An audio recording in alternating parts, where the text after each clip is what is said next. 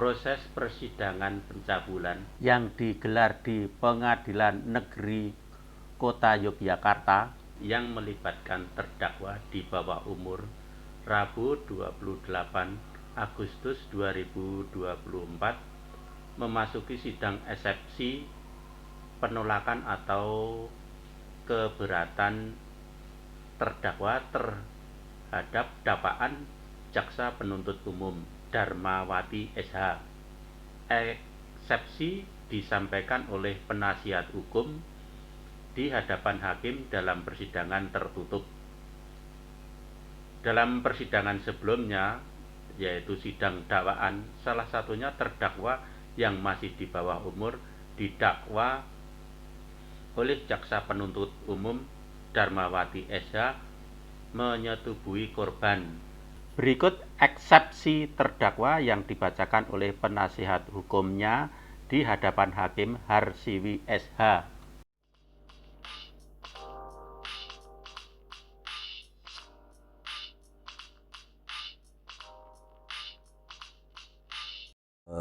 Terima kasih rekan-rekan wartawan. Pada siang hari ini saya atas nama Teddy Hendrawan SH dan rekan dalam perkara dugaan tindak pidana pencabulan dan persetubuhan anak di Pengadilan Negeri Yogyakarta, yang mana pada kesempatan ini di minggu yang lalu Jaksa Penuntut Umum sudah membacakan dakwaan yang mana terhadap terdakwa atas nama didakwa dengan dua pasal ya, dakwaan alternatif, yaitu dakwaan yang pertama adalah perbuatan anak sebagaimana diancam dengan pasal 81 ayat 1 junto pasal 76D Undang-Undang Nomor 17 Tahun 2016 tentang penetapan peraturan pemerintah pengganti Undang-Undang Nomor 01 Tahun 2016 tentang perubahan kedua atas Undang-Undang Nomor 23 Tahun 2002 tentang perlindungan anak. Kemudian atau dakwaan kedua, perbuatan anak sebagaimana diatur dan diancam pidana dalam pasal 82 ayat 1 junto pasal 76E Undang-Undang 17 tahun 2016 tentang penetapan peraturan pemerintah pengganti Undang-Undang Nomor 01 tahun 2016 tentang perubahan kedua atas Undang-Undang Nomor 23 tahun 2002 tentang perlindungan anak. Pada sidang hari ini kami penasihat hukum dari anak yang berkonflik dengan hukum atas diberikan kesempatan oleh majelis hakim untuk memberikan eksepsi, menyampaikan eksepsi ataupun keberatan terkait dengan peristiwa, kejadian, waktu, dan sedikit juga kemarin saya sampaikan pada saat sidang pembacaan dakwaan, kami akan sedikit menyinggung soal kronologi kejadian pada dugaan peristiwa pencabulan dan persetubuhan anak di bawah umur itu. Berdasarkan apa yang sudah kami terima informasi dari orang tua terdakwa anak yang berkonflik dengan hukum, bahwa pada saat pendampingan di Kepolisian Resort Kota Yogyakarta, walaupun pada waktu itu didampingi oleh penasihat hukum dari Lembaga Perlindungan Anak, namun pada prinsipnya sesuai dengan profesi kami sebagai advokat, semestinya benar-benar melakukan pembelaan, benar-benar melakukan upaya-upaya hukum berkaitan dengan profesi yang diembannya. Namun pada kenyataannya pihak keluarga menyampaikan bahwa memang benar ada didampingi oleh pengacara, namun pengacara itu hanya hanya memenuhi syarat formal saja yang ditunjuk oleh Polresta Yogyakarta untuk mendampingi anak dalam pemeriksaan di BAP. Itu ya poin yang pertama. Poin yang kedua, berdasarkan fakta yang ditemukan terkait dengan visum et repertum yang dilakukan oleh Rumah Sakit Sarjito, di situ memang ditemukan bahwa salah satunya tidak ada cairan sperma yang ditemukan pada diri si anak korban. Kemudian di situ juga adanya masuknya benda tumpul ya di situ. Kemudian terdapat memar di leher bagian kanan, depan kiri serta payudara kiri akibat kekerasan benda tumpul. Kemudian ada tampak robekan lama sampai dasar, dan ditemukan juga pada diri si anak korban itu dalam pengaruh alkohol di dalam darahnya, tadi yang sudah saya sampaikan, tidak ada ditemukan adanya sel sperma di situ. Itu yang poin yang kedua.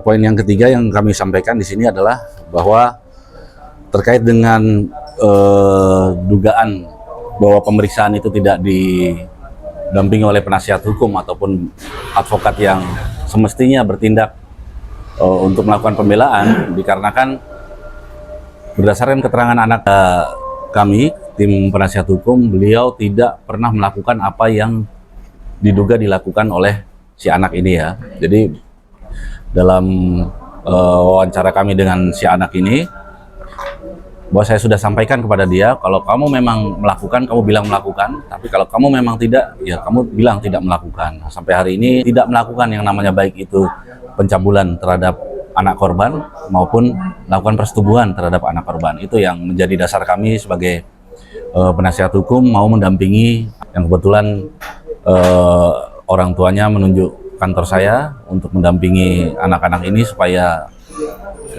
berimbang dalam hal pemeriksaan di pengadilan nantinya gitu. Kemudian yang kami sampaikan juga dalam eksepsi tadi, kemudian kami menyampaikan bahwa senyatanya pada pertanggungjawaban pidana ya terhadap anak itu, memang kami mengharapkan atas dasar daripada tidak dilakukannya pemeriksaan secara prosedural di Kepolisian Resort Kota Yogyakarta, kami meminta kepada majelis hakim agar dakwaan ini dibatalkan. Kemudian ada beberapa hal yang dakwaan tersebut kabur dan tidak jelas yang disampaikan oleh majelis hakim, jaksa penuntut umum, yang mana ada pertentangan antara keterangan saksi dengan anak korban ini, ada beberapa pertentangan. Jadi boleh saya ceritakan singkatnya itu bahwa dalam ruangan tersebut itu ada 4 orang. Di situ ada anak korban, dan ada 1 orang yang merupakan bosnya yang ada di ruangan pada malam hari itu ya, jam kira-kira pukul 1.30. Nah, di mana karena adanya dugaan tindak pidana pencabulan dan persetubuhan ini, si anak dijemput oleh beberapa orang, kemudian dilakukan persekusi terhadap si anak ini, dibawa ke suatu daerah Sorosutan, kemudian mereka melakukan penganiayaan ya secara beramai-ramai. Jadi mungkin masuk ke kategorinya 170 yang sekarang sudah disidangkan. Nah, ada kejanggalan juga, walaupun nanti kemarin majelis hakim sudah menyampaikan bahwa tidak ada kaitannya antara peristiwa pengeroyokan dengan peristiwa pencabulan ini, namun ihwal daripada diduga melakukan tindak pidana pencabulan ini adalah dugaan kami adanya laporan yang kami sampaikan di Polresta terkait dengan pihak pengeroyokan, karena terbukti bahwa pelaku daripada 10 pelaku menurut anak korban yang mengalami kejadian pada malam hari itu, pelakunya itu ada 10 orang, tapi yang baru disidangkan ini, yang baru tertangkap baru 2 orang pelakunya. Begitu, Pak. Kemudian ada satu poin lagi terkait dengan alat bukti yang dihadirkan oleh jaksa penuntut umum. Di dalam dakwaan itu sangat tidak jelas, kabur gitu ya, karena tidak ada disampaikan oleh jaksa penuntut umum dalam dakwaan itu tidak adanya barang bukti yang disita di situ ya. Sementara pada kejadian itu penuh dengan di berbagai sudut itu penuh dengan CCTV di hotel itu, termasuk di hotel. Kemudian di situ juga ada handphone milik baik itu pelaku maupun anak korban, sehingga ya, itu juga tidak dijadikan barang bukti. Kemudian tidak dijadikannya barang bukti berupa seandainya apabila benar terjadi tindak pidana pencabulan atau persetubuhan, itu mestinya jaksa penuntut umum juga mengambil barang bukti, baik itu mungkin baju, terus kemudian celana dalam yang dipakai pada handphone itu, terus kemudian ada beberapa keterangan saksi di mana saksi tersebut menyampaikan bahwa yang memanggil si si 2 korban ini untuk datang ke hotel, namun pada kenyataannya HP itu tidak disita oleh jaksa penuntut umum, sehingga kita mau membuka tabir kronologi daripada peristiwa itu tidak bisa terang benderang, karena memang kewenangan kami tidak bisa sejauh penyidik dalam melakukan mengambil barang bukti kan gitu. harapan kami sebagai penasihat hukum dari Nazmi, baik itu untuk institusi maupun masyarakat, kalau toh memang benar apa yang dilakukan anak Azmi ini adalah memang dia melakukan itu, ya saya juga konsekuen, artinya kita mematuhi putusan dari majelis hakim. Namun apabila memang tidak ditemukan ataupun sumir dalam dakwaan jaksa penuntut umum dan nanti juga dalam pemeriksaan di persidangan tidak telak membuktikan, tidak terang membuktikan, atau keterangan para saksi tidak berkesesuaian, maka kami mohon untuk majelis hakim untuk membebaskan anak Nazmi Alfiansyah Muiz. Begitu. Ya. Setelah itu hari Jumat tanggal 17 November itu datang seorang perempuan dan 2 laki-laki. Satu laki-laki di luar, satu laki-laki itu nuntun perempuan ini ke dalam. Gitu. Nah itu ngasih tahu kalau anak saya bilangnya nyekoki minuman sama ngasih obat-obatan ke Ananda yang perempuan itu. Tapi di situ kan saya bingung gitu karena bangun tidur juga, terus ada datang orang seperti itu ngasih kabar yang seperti itu. Terus saya bilang, lo maksudnya Sipit, dia manggil anak saya Sipit. Sipit nggak ada nama Sipit di sini, saya bilang. Ada juga Alfi, ya itu Alfi gitu kata yang laki-laki. Nah yang perempuan ini hanya merem melek gitu, terus sambil sadaran karena posisinya udah mabuk banget kayaknya. Gitu. Tapi saya bilang, Mbak bangun, ini ada apa sebenarnya gitu. Bener anak saya nyekokin kamu? Enggak gitu. Terus juga ada yang bilang katanya yang laki-laki itu bilang ini pencabulan. Lah kamu diapain sama Alfi gitu kan? Waktu itu enggak, saya nggak diapa-apain gitu. Bener kamu dikasih minuman sama anakku? Enggak, aku memang sudah mabuk waktu itu gitu. Dan si perempuan itu, ini aku nggak ngerti, aku dibawa-bawa ke sini tuh aku nggak ngerti, dia bilangnya kayak gitu Pak waktu itu. Nah pas itu kan saya keluar karena ada datang anak satu lagi naik motor. Nah itu ngasih tahu itu Sipit dibawa ke Sorosutan, cepetan Bu ke sana. Nah, jadi yang perempuan dan 2 orang laki-laki ini saya tinggal, saya nyusul ke tempat lokasi yang dikasih tahu sama yang saya, kakaknya yang laki-laki ikut ke sana semua. Nah di rumah tuh kan ada mantu. Sipit itu putra ibu? Saya, putra saya, tapi di luar dipanggilnya Sipit-Sipit karena gitu. emang Cina gitu kan. Nah itu, terus saya nyusul ke sana. Nah si perempuan ini masih ditanya-tanya sama anak saya yang perempuan gitu. Bener gak sih kamu digituin? Emang kok bisa kamu di situ ngapain gitu? Nah aku diajak, aku dikasih minuman sama dia yang perempuan ini. Kan dikasih air hangat sama anak saya yang perempuan, sama mantu dikasih air panas. Di situ juga ada orang lain namanya Putri. Jadi mereka ngumpul nanya-nanya si perempuan ini, bener nggak, emang bener kamu dicabulin? Enggak Mbak gitu kan. Udah terus dia tidur. Nah kita nyusul ke sana, nggak tahu nih anak ini dibawa kemana itu sama yang 2 laki-laki itu. Saya nyusul ke Sorosutan. Sampai situ anak saya udah pengep, sininya robek, terus di sini luka sampai muntah darah tuh Pak. Nah di situ pas saya sampai di TKP itu udah ada polsek dari Umbul Harjo. Nah karena itu TKP-nya ada di kota, di Hotel Mitra. Awalnya kan kejadian di Hotel Mitra itu Pak. Nah awalnya di Hotel Mitra itu, sebentar Pak, ulang lagi Pak. Nah, saya selidikin ternyata pemukulan itu berawal dari Hotel Mitra itu. Saya iya, mungkin itu cukup membuat hati ibu tersentuh ya dengan menceritakan kembali ya. Jadi, karena kan anak saya itu Pak, pendarahan otak. Terus kondisinya saat ini Malah kondisi anak saya sekarang di penitipan di BPSR. Awalnya kan ini ceritanya pengeroyokan. Nah tapi pengeroyokan itu dibilanglah atas dasar ada pencabulannya itu.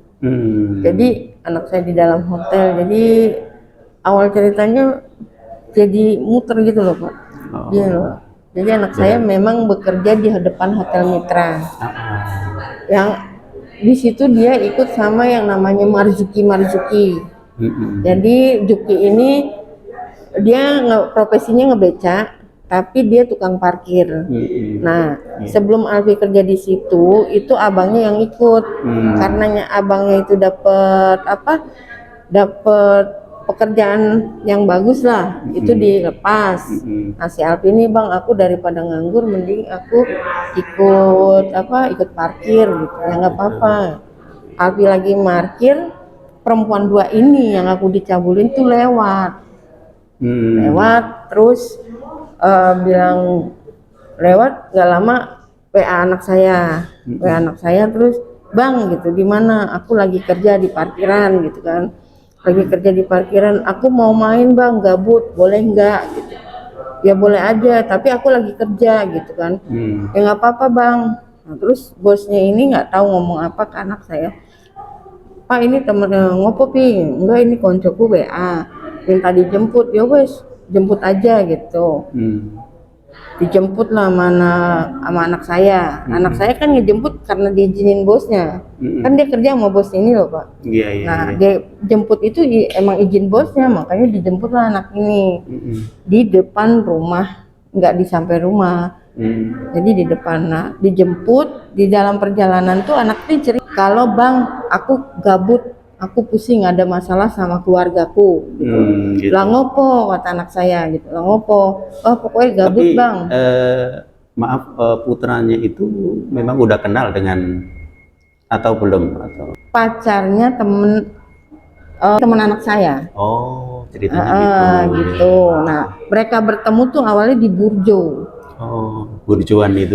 Di Burjo, bang, kenalin nih pacarku gitu. Nah, kebenaran tuh pacar gitu. udah kayak keluarga lah gitu. Ya, makanya kalau ada kenalan ke rumah, sopo gitu. Ini yang mah gitu kan. Makanya kenal sih. Nah, nggak tahu kenapa ini perempuan seneng lah ceritanya ke anakku. Oh gitu. Cuman ditolakan. Nama pacarnya karena ini. Itu pacarnya sahabatnya. Nah iya kan. Saya tuh pusing, saya gabut, pengen seneng-seneng lah, pengen happy-happy. Tapi posisinya aku wis mabuk bang, aku wis ngepil. Dia ngomong sendiri loh Pak. Oh gitu. Nah, aku wis mabuk bang, aku wis ngepil. Itu cerita sama anakku. Aku wis ngepil. Berarti kan dia datang ke parkiran udah dalam keadaan mabuk. Iya betul. Nah, bosnya sampailah di parkiran. Nah, di parkiran tuh memang nih si Marzuki ini memang kan tukang minum, namanya tukang beca tuh Pak. Oh, Marzuki itu yang minuman yang sering keras. Parkir di. Ya, bosnya anak saya. Oh gitu ya. Bosnya anak saya itu memang kan dia suka minum ya, namanya tukang beca gitu. Nah, anakku semenjak kerja ikut dia itu ikut minum. Nah, karena kan dia takut tuh Pak. Bosnya ini minum gitu kan, mungkin biar wani atau gimana, aku nggak tahu juga deh. Pokoknya semenjak di parkiran itu anakku jadi sering minum gitu, tapi nggak sampai mabuk ya, enggak. Udah sini duduklah katanya. Dia buka kamar, ya kebingungan kalau ini pada kemana kan gitu. Tak dikasih tahu lah sama resepsionis, itu Juki di atas di kamar sekian gitu. Nah terus Kiwi wes diantar wae gitu. Aku lagi parkir, diantar aja ke atas gitu. Diantarlah nasi goreng itu ke atas. Terus anak saya ikut minum lagi 1 gelas, tapi turun karena diklaksonin mobil, ada yang mau parkir, mobil mau keluar. Jadi anak saya parkirin. Pencabulan itu kan terjadi apa enggak itu kan biasanya dari saksi korban, kemudian saksi pelaku, kemudian kan anak ibu kan dituduh pelaku. Itu katanya gimana? Ya anak saya tidak melakukan, sumpah terus, demi Allah. Terus korbannya juga? Korbannya itu bilangnya katanya dia dicabuli. Dicabuli yang nyabuli? Si anak saya. Oh gitu. Nah bosnya ini padahal kan dia lebih lama yang inden di dalam kamar itu kan dia. Anak saya kan keluar masuk gitu. Betul. Tapi ya si bosnya ini nuduh anak saya, jadi 3 anak ini di bawah umur. Si bosnya ini kan dewasa. Nggak mungkin kan Pak, gaji orang parkir berapa sih? Kadang 30 kalau rame, kadang 50, masa ya bisa buka kamar yang harganya ratusan ribu, Iya. ya kan? Jadi yang beli minumannya bosnya, yang buka kamarnya bosnya, yang fasilitasi itu perempuan ya bosnya. Tapi bosnya malah bilang anak saya yang kayak gitu. Terus bosnya ini jadi saksi enggak dalam peristiwanya nanti? Ditahan Pak. Oh, ditahan. Tersangka juga karena mereka Oh. bosnya ini mengaku kalau dia berbuat itu. Oh gitu, ya ya ya. Tapi kalau putranya enggak ya? Enggak, anak saya enggak. Ya. Sampai saya bilang gini, Bang, kalau memang abang nggak melakukan, siap, mama seandainya mama nggak terima nih sebagai orang tua, kamu udah babak belur, terus tapi kamu dituduh pelecehan itu, kita sumpah pocong. Berani nggak Bang? Tapi ya Bang mesti terima konsekuensinya nanti, tak bilang gitu. Karena ada imbasnya dari sumpah itu. Saya bilang kayak gitu, berani Bilang Mak? sama anaknya? Iya, Oh gitu. di depan BPS, di depan pembimbingnya kemarin saya. Oh gitu. Minggu kemarin saya ke sana. Iya iya iya. Tapi anak saya, insya Allah saya berani Mak, karena saya benar, saya nggak ngelakuin. Oh ya insya Allah nanti kita panggil ulama atau kiai untuk ngelakuin itu, saya bilang gitu Pak.